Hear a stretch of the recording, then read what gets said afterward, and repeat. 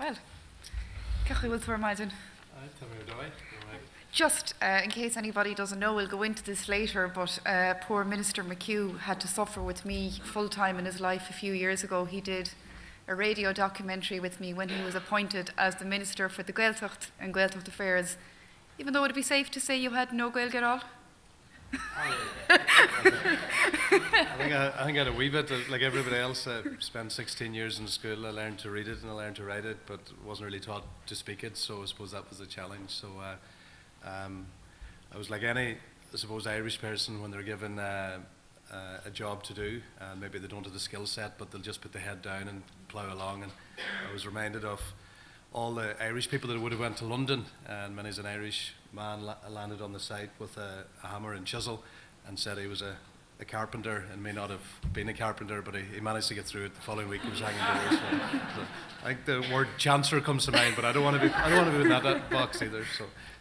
Yeah, so I spent, I suppose, nearly the best part of a year roving the highways and byways, following the minister's car in my own car, and then coming out with the microphone at opportunities where children caught you out, where elderly people caught you out, where you struggled with Kerry dialects and Cork dialects, but he chanced his way along and he did well, and by the end you gained quite a big fluency despite the pressure you had with the ministry and your constituency and also the media as well, asking you every few weeks, how are you getting on, would you get an A in your leaving cert yet? Yeah, I think I suppose the biggest I suppose not opportunity but maybe advantage I had was when Irish people see you making an effort and trying to make an effort, and you'll find this no matter what part of the world you're in, Irish people respond in a very positive way. So they saw me under pressure. They saw me doing a T.G. Cahir interview, which was absolute car crash interview, terrible Irish, and they responded. They knew I wanted to make an effort, and they came in behind me, and everywhere I went, whether it was Munster Irish or Connemara Irish, and even when I was in the Gaeltacht portfolio, I got a chance to go out to Máire Kincannon. I think she's here today. It's the only Catholic high school in the United States that actually has the Irish language on the curriculum, and to go there and to meet students from the United States learning Irish, there were all those incentives, and to all the people that helped me along the way, Gura Mila Mila Máire, so to me, Sanach Different, so Gura Máire, thank you. Agus tá sí fós agat. So we'll move on from that because you also have your own experience as a member of the Irish diaspora. You went out to the Middle East when you were a wee chap straight out of college nearly. Yeah, I think, I suppose I followed a lot of the, in Donegal man, so a lot of Donegal people in the 1980s, especially around 85, 86, would have went to London. The money was good. In fact, I wanted to go myself to London, had my bags packed, but my mum and dad convinced me to stay, that I had to stay and get educated. But I spent a summer hod carrying, and you know what hod carrying is? No. Well, anyway, carrying the wee hod with bricks and all that. But I didn't have it too hard because I worked for an English company in London on the construction side, so I had a grand handy time. But yeah, I spent time in America. I lived in Philadelphia, worked in a bar in Ridge Avenue in Roxborough, Philadelphia, and I also lived in the Middle East for a year. So I've met Nolene and Colette here this morning, and I've got re-invited out to the United Arab Emirates, so I'm going to keep that in the back of my mind. I would like to get back out there. And you left your mark on the Middle East as well. There's still something going there that you were one of the founders. Well, leaving your mark can give you into dangerous territory, but I'm glad there were no iPhones back then. But anyway, maybe there was. But a group of fellas got together, lads from Galway, County Meath, from different parts of Ireland. We got together and we set up Dubai Celts in 1996, and I was at the World Games in Croke Park there recently, and to see how the standard obviously has improved since that, but the level of intensity around the GAA in all of the Middle East, from Qatar right through to Abu Dhabi as well, I think it's amazing. But yeah, we were there at the beginning, 1996, and another famous Irishman in Dubai, Seamus Byrne, was very, very much to the fore in supporting us as well. Now, I think sometimes, and it's not out of laziness, but just because obviously here in Ireland, a lot of the time we aren't aware of the work that Diaspora does abroad and all the organisations that are abroad. And I myself probably didn't get an insight into that until I began working in journalism and began travelling abroad. Do you know who had their 6th wedding anniversary last Saturday? Does anybody know? maybe some of the British representatives here might. Prince William and Kate Middleton, the Duke and Duchess of Cambridge.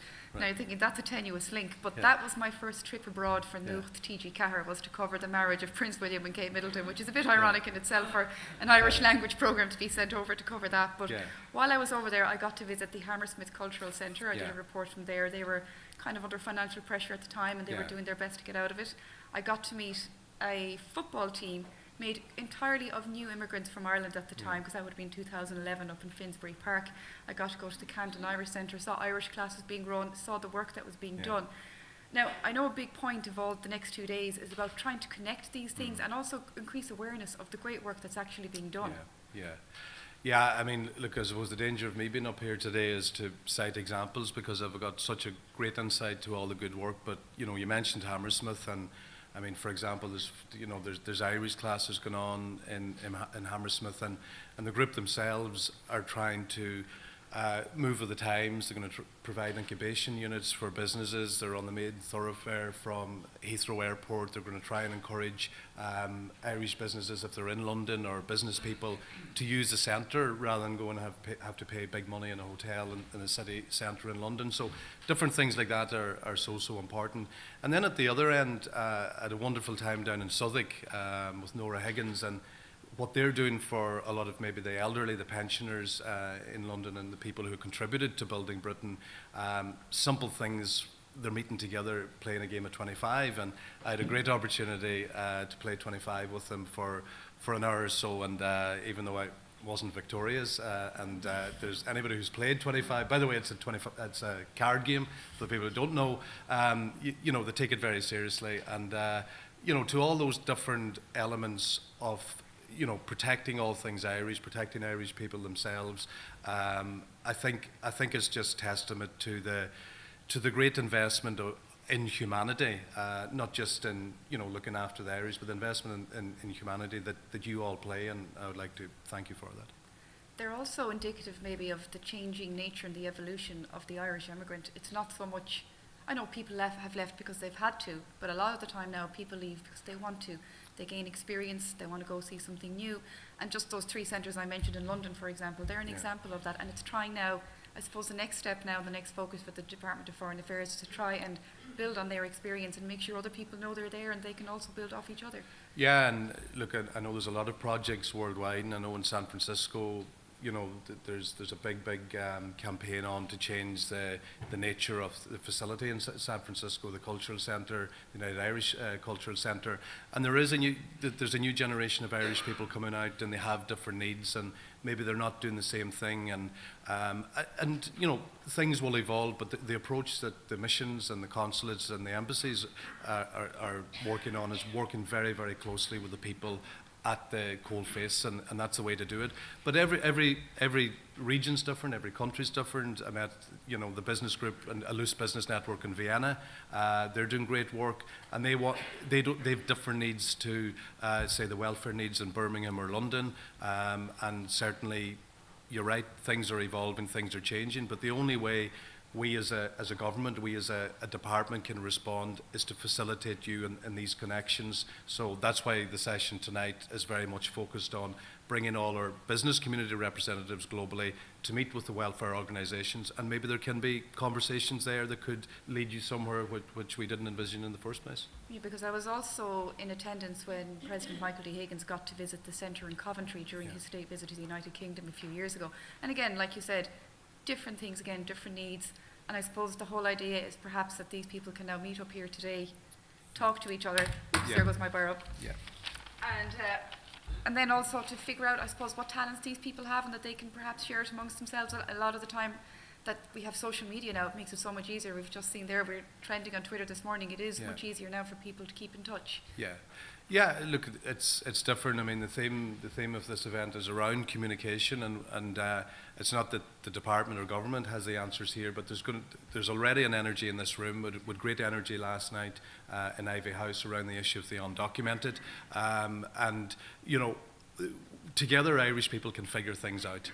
And whether that's government working with civic society, Irish people, whether they're living in Kerry or Donegal, or living in Yonkers, or living in London or Sydney, Irish people can figure things out, and the only way we can figure things out is through probably the latter part of the theme is conversations. Now, I know sometimes people could look cynically, a civic forum on conversations, and I'm reminded of a fella in my own parish who said about politicians one time. He said, when all's said and done, there's more said than done. But I know that there's enough energy in this room to ensure that the conversations are important. It's where they lead you. It's where the conversations lead you. And I remember speaking to a taxi man in Belfast during a difficult time of the peace process, and people were looking for answers. And he found out I was a politician, and he says, "I've advice for you: keep talking, keep the conversation going, and you'll get there." And we did. And there's a lot of difficult, long conversations ahead now for Ireland. Just for example, you've Brexit. We don't know, for example, even just what the European Union might look like in a few years. There's governments are changing, the world politics are changing, world attitudes are changing. There's a lot of talking ahead, especially when it comes to the nature of Brexit and what that means for Irish people and Irish generation people living specifically in Britain, in Northern Ireland, in the Republic. I know you don't, we're talking about perhaps we should have a crystal ball on stage. It's very difficult, but what can you do to reassure people who are here from these parts that the Department of Foreign Affairs are, I don't want to say on top of it, but at the very least involved in it? Yeah, well, I think Minister Flanagan articulated very well the complexities of the Northern Ireland situation, but just on the point of Irish people living in Britain, like the likes of Dan Mulhall and Mark Hanafy up in Edinburgh, they've been working very, very closely with the communities, and there was a feeling of vulnerability after Brexit. And to be honest too, there were Irish people, Irish-born people living in the UK that would have voted for Brexit. So it's not just a case that that this is a black and white issue. But the most important thing that the European Union's response since Theresa May's letter was sent, that the peace process is going to be critical to all these negotiations. It's there, the peace process. And the peace process is not just about Northern Ireland and the Republic of Ireland, because anybody that's lived on mainland Britain would have known, going back to 95, there was the issue in Brighton, there was the issue in Canary Wharf, that the troubles didn't just happen on the island of Ireland. So if the peace process is central to the conversations that have come up now at the negotiating level of the European Union, the Irish and Britain, I believe, have to be central to that, because part of the Good Friday Agreement is north-south and east-west, and it's something that we have to keep to the fore. While we're talking about challenges, you mentioned yourself the undocumented Irish in the States there earlier. What is the Department of Foreign Affairs doing for these people, or what can you actually do for them? Is there anything that can be done? I think the first thing we have to be all the time is honest. And I had a very, very privileged opportunity to meet with over 20 people who are undocumented in Yonkers a couple of months ago. And their expectations have been raised so many times, and that was through no fault of anyone or any individual, but they don't want their expectations to be raised again. They have difficulties at the moment. They're feeling vulnerable in terms of the present administration and different executive orders that are being mooted. And certainly what we have to do is to continue to engage, and Anne Anderson has shown that leadership. Michael Lonergan is here today as well. So to the team over there, the important thing is to stay engaged, let the families know what we're doing. There is a new energy around this, and I certainly don't want to be one creating expectations around the undocumented, but having met the over 20 people who are undocumented, in Yonkers, in the Ashland Centre that day, it was very, very, it was very personal, it was very sensitive, but it also put into context the reality of these are real lives. And I know sometimes people can say, well, they're undocumented, why don't they come home? There's jobs now back in Ireland. But it's not as simple as that. When you take, for example, there's people there since 1986. Minister Flanagan was talking about when he was doing his intercert. I was doing my intercert in 1986, and that's a massive chunk of my life. And you contribute, you pay your taxes. A lot of these people are actually employers as well. They're not just employees. Their children are in high school and in primary school. So we have to be very sensitive around that issue, and we're only as good. I'm only as good as a diaspora minister to the information I get from all the the immigration centres, and they're doing great work from San Francisco, Chicago, Philly, New York, and Boston, all over, and people like Billy Lawless in the Senate, who's based in Chicago. We just have to continue to engage, and we have a duty of care to these people who find themselves in this position. Because these centres in the likes of those cities you just mentioned, and now perhaps increasingly in other countries like Australia and New Zealand, there are issues of undocumented Irish. They're more than physical centres where people can come to speak to people. It's also a social and emotional support, and it's a big thing as well, isn't it? Kind of welfare and well-being for Irish people abroad. Yeah, it is. I mean, the most interesting finding out of the migrant, the migrant project research was very, very interesting. Look, we can talk a little about the barriers. There was insurance, administration, employment is obviously a barrier to returning, but also, you have well-being, you have re-engaging. So that's not just an issue for immigrants returning. I picked it up in San Francisco, the whole issue around loneliness, vulnerability from a mental health point of view. I picked it up in New York as well. So that's something I'm very, very conscious of, and I would like to acknowledge the people involved in Pieta House, and certainly Senator Joan Freeman, who may be here this morning as well, I would like to acknowledge that work, because mental health issue and challenge is not just an issue for people living on this island. It's also global, and we have to be conscious of that. Just to try and imagine for somebody who's undocumented in the States, and again we use Australia as an example, to feel that they can't reach out to any of the official organisations in those countries, but to have an Irish centre nearby, the value of that probably can never be quantified financially. No, it can't, and there's no manuscript, and each centre is different, and they provide different supports. I got, without citing examples again, but I mean, not just because of Donegal man, but I think Father Brendan McBride's here as well. Like, he played a critical role, a very important role during the Berkeley tragedies, along with Philip Grant in the consulate. So, it's all encompassing. They respond, and I think it's this Irish thing in all of us.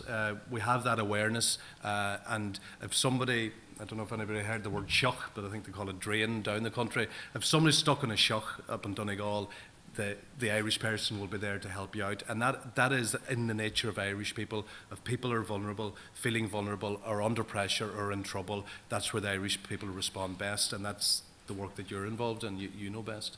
Now, part of the work as well is helping people perhaps repatriate back to Ireland if they want to. It's not easy though, and like the Ireland a lot of people have left, even if they only left 5 years ago, is very different. It's very difficult to find a house, it's very difficult to rent or buy a house. If you've got children, it's difficult to get them into a school. You mightn't get the job you want. Your taxes are very different. You mightn't be able to get insurance. You mightn't be able to get a mortgage. Is there anything are there any kind of plans perhaps to help people like that to build the road back home if they so wish? Yeah, I mean, look, this is a big issue. I chair the interdepartmental committee on the Irish abroad, and that's on everything to do with the Irish abroad. But one of the issues that keeps coming up is the barriers that we're trying to alleviate for people returning, and I know my colleague Senator Trevor O'Claherty is keeping me on my toes on that issue, and rightly so. I used to be in opposition myself, Trevor, and it's an important role, and I know Mark Daly's here today as well. But from the migrant project research, it was showing very much that insurance and administration, I think that covers everything from driver's licenses, and my job is to keep that live. I had at the most recent meeting high-ranking officials at it. We've raised the issues. The Taoiseach had a meeting with us last week as well. He's very interested in the whole driver's license issue, coming back from the United States, and some states in Canada, they're accepted, they're not in the United States. So there's ways around that, especially with driver's license applications coming online soon. We have to feed in your suggestions to this. Insurance is another issue. And one thing I would just like to throw out today, if insurance companies are listening, like surely if you're a young couple from Chicago heading home with 2 children, you may be buying a house, so you're going to need house insurance, you're going to need life insurance. If a couple is working in different parts of the country, they may need 2 cars, so you may need 2 cars that need to be insured, and you also need health insurance. So surely there's insurance companies out there that sees the potential in returning immigrants, rather than us talking in the negative that it's a barrier. And I would like to see them with these proposals. And if it's not happening, it should be happening. And what I would like for the insurance companies to come before the interdepartmental committee to talk about opportunities around insurance, because this nonsense of not accepting no claims bonuses from for people who have lived abroad, I don't accept that. I don't think that's right. And things like that do make it very difficult then. When you try and break it down to Joe and Josephine trying to come home, for example, they might just look at it and say, no, it's not easy, and that's probably a barrier that needs to be overcome. Yeah, there's all these nuts and bolts, and then, as you mentioned, there's the expectations where people are abroad 16 years. They expect to walk back into the Gaelic club, the local community, or the local golf club, but everything's changed, and there's a whole new personnel there, so there's the whole issue of expectations. But there's issues that government can control, and that's where the responsibility lies on me. And there was a meeting yesterday with officials from the Department of Transport, Deputy Tony McLaughlin organised that meeting, and certainly the issue around the undocumented, for example, who need a driver's licence as a form of ID, they don't have access to that abroad, and they have to come home to get it. Now, we all know the undocumented can't come home to renew their driver's licence, so we have to look and figure things out, and Noel Grealish was part of that meeting as well. One thing we do know for certain is that you've got, and people be glad to hear it, you've got very deep pockets. You've got over €11 million to spend on diaspora projects around the world. Could you tell us a bit more about that? Well, look, it's 11.5 million, but anyway, look. I thought that was your question. But look, sometimes, I'm in the international development position as well, and we've a budget of 651 million. Okay, and that's going to humanitarian work and going to places like Syria and Yemen, and very, very important work. But 11.5 million, when you spread it out, and the majority of the money goes to the United Kingdom and to America, and or people from the Middle East and Australia and Sydney will be saying, well, how come we don't get as much? But I think people understand the reasons behind that. But even for example in Sydney, a group in Sydney, an Irish language class, I think got €1,500 last year. I know that's invaluable money for the work that they're doing. The group in Vienna gets small money, but small money can go far, and I know every group appreciates that. And if there's more money, the Mayo and Arrogate Jugum, Cahill and Arrogate, if I have the money, I'll spend it, so I'll certainly keep advocating. And that money as well goes to places around the world where you wouldn't think would have an Irish community, like we just saw there in Nairobi. There's other places in Africa, there's places around Europe, there's places in the Far East. I saw, for example, somewhere in China getting money. Is that a way as well, perhaps, to foster those cultural links as well? It's more than money. Yeah, I mean, look, there's, like, for example, in America at the moment, a lot of the immigration centres have increased workload as a result of the vulnerability around the undocumented. So we were able to sanction an extra $50,000 towards that. But $2.3 million goes to America. We need to support where the need is. But I'm a believer in connections, and if we can provide the fora and the opportunities for people to meet, things happen. I think other countries, people use this fancy word, networking. That's a thing Irish people do naturally. It's not a forced thing. Tonight there'll be opportunities to meet with business communities from Nairobi or Scotland or all over the world, and people meet and something happens. An idea, a spark happens, and people run with it. And that's the great thing. And we've all these great groups from around the world. With the AOH here today, Dan Dennehy and his team, and they're all looking at ways of how they can work better. And within the review of the Irish diaspora policy, this is why this event's so important. We're reviewing the diaspora policy, we're reviewing the immigrant support programme, so you feed into that review. And also an area which I'm interested in, with a very successful pilot of the Birthright programme. That was a pilot. It's not going ahead this summer, but it will go ahead again. But it's only going to be as good as the contribution you make, and that can be a global thing as well. And something else that's going to be discussed over the next 48 hours, which might become a bit contentious as the months go by, is voting rights for Irish immigrants. What do you hope to achieve over the next few days? Well, the first thing I would like to say, I would like to thank everybody that's been involved in this campaign, going back decades at this stage, and tomorrow is going to be an opportunity for Simon Coveney and myself to hear from yourselves what is the best approach, what is the best wording for this referendum.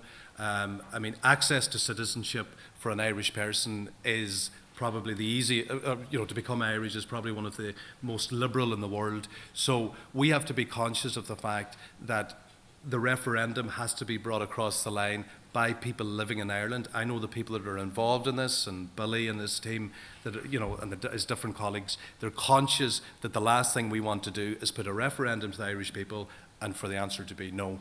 Should we just do it again? Well, as somebody from Donegal, we have a consistency around voting no in all referenda. We do that. In fact, I remember we voted no on the children's rights referendum, and I remember asking a fellow, why did he vote no? And he said, because the option of no was on the ballot paper. So that might, maybe give you an insight into the minds of Donegal people. But I think it's so important that we figure out the right question to put to the people, be honest with them, and be honest with the Irish abroad as well as to what are the practicalities, what's the limitations. But tomorrow is going to be a very, very important session to feed into that. There would be a scepticism as well amongst lots of sectors within Irish society in Ireland that €11.5 million spent on people who left the country could be seen as perhaps there'd be better ways to spend this money. So I suppose maybe part of these next few days as well is to explain perhaps it's not just financial cost, we're making a financial gain, we're making a cultural gain. How do you quantify that? How do you add that all up? I think, look, there's always going to be a resistance to, spending money abroad because people say it has to be in my backyard or whatever. But in the main, Irish people know the importance of the work that you're doing. And Irish people know the importance of doing the work globally. We have a history. I met a woman the last day, and she told me her grandfather was one of 12 children. 10 of them became nuns and priests. Most of them went to Africa. So we have a footprint. We have a massive footprint internationally of missionary work, of emigration, of supporting vulnerable people. And I think in our different ways, in our different lay capacities, we're carrying that torch, and we're continuing to do that. Are we getting enough out of that footprint as a country, as an economy, culturally, every which way? Well, I remember being at the World Humanitarian Summit last, I think it was the end of last May, with Michael D. Higgins, President Higgins. And when he was talking and when he was showing his leadership on humanitarian issues, he got a standing ovation from African leaders because of, that inspiration, his inspiring talk. But I think people are looking to Irish people for leadership, especially at a time when some countries are retreating, some countries are becoming more entrenched. But Irish people are positive, we're open, we want to help the vulnerable, we want to do well, we're ambitious, we're hardworking, and you are those connections globally, and these connections that are in this room today are so important. So in a nutshell, before we wrap up, things are going well. I'm sure they could be better, and there are challenges, and things will probably get harder for a while, especially for those living in places like the United States, in Britain, while everything kind of evens out, or while we figure out what's going to actually happen in the future. Yeah, I mean, look, things are, Irish people we're pragmatists. We know that the song goes like, this wasn't meant to be, was it Bed of Roses or, whatever. People know that there's challenges. And when I think back to a friend of mine who's undocumented in New York, who, him and his wife's undocumented actually, and they left their 2 children at the airport to go home and visit the grandparents on their own, and they spent probably one of the worst weekends of their life because they wanted to be with them, they wanted to share their childhood, their experience, and even when the children came back, the children were asking questions. Why did you not come home? Did you do something wrong? We have an enormous duty of care to these people. It's a very complex issue, but that's one of the challenges. We have the barriers for returning. There's still economic challenges, there's mental health issues. We have all these challenges, but one thing that I found in all my travels, that the Irish people, not just the Donegal people, the Irish people are in every facet of life, be it in government, from Derry Grolston from Newton Cunningham, helping out the Kenyan government with the potato crop, to the wonderful people who are involved in the ESP programs globally, whether it's the custodians of all things Irish, culture, language, promoting Irish, being healthy about Irish, but being realists as well. And the trust that we have gained internationally as a result of your ambassadorial work internationally is second to none, and that makes it easier for the likes of me as a politician or other members of government or our missions globally to do the work that we need to do. So in a nutshell, thank you. Sinead is a good place to stop. Gur míle mágad, McHugh.